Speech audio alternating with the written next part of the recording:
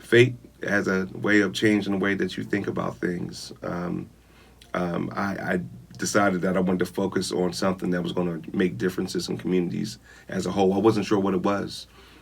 So going through Morehouse, I've really just realized that, maybe I'm going to do something that's, in business.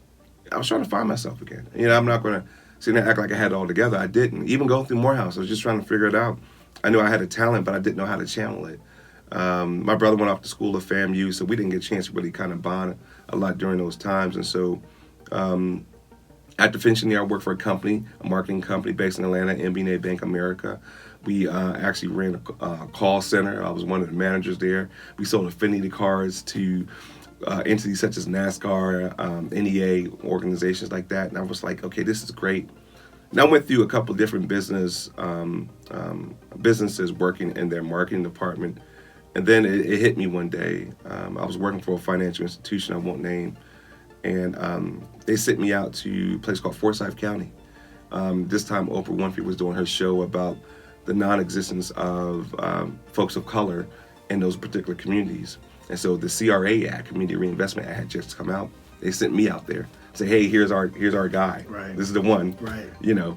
And so I'm out there, and they're like, hey, I need to talk to the branch manager. I'm like, oh, that's me. Like, oh, get out the way. It can't be you. Right. You're too young. You don't look like us. You move. Right. But I went to my office one day, Troy, and I was praying. And I was like, God, just guide me. Tell me, what is that you want me to do? Mm-hmm. And just as much as you can hear my voice, I felt a presence, not a voice, but I felt a presence say, leave. Mm-hmm. One thing I know about growing up in Black families, especially a family of faith, we got to be obedient. Mm-hmm. Next day I went downtown. I was in Atlanta, and I turned in my resignation. And I didn't know what I was going to do, but I knew I was being led to do something greater. It was at that time that I looked back and said, hey, use your determination, your experiences that you used growing up. So at that time, I probably had collected like 3,000 CDs. Mm-hmm. And I started selling my CDs back to places like Merry-Go-Round, because you get like $10 a CD, right. $5 CD. So I started selling them and trying to figure out what I wanted to do. And I knew I wanted to go to law school, grad school, seminary school. I couldn't figure it out. But I ran into this giant named Maynard Jackson. Mm-hmm. And he was like, hey, you're that guy that's always walking around talking to people, and people ask you to help them with their business plans. And he said, yeah. He said, come here. So he kind of took me underneath his wing. He started to show me the ropes of what it really meant to have a business, to run a business, and to connect to your communities as a whole. And I would say the next thing I know, Troy, I'm trying to figure out these next steps.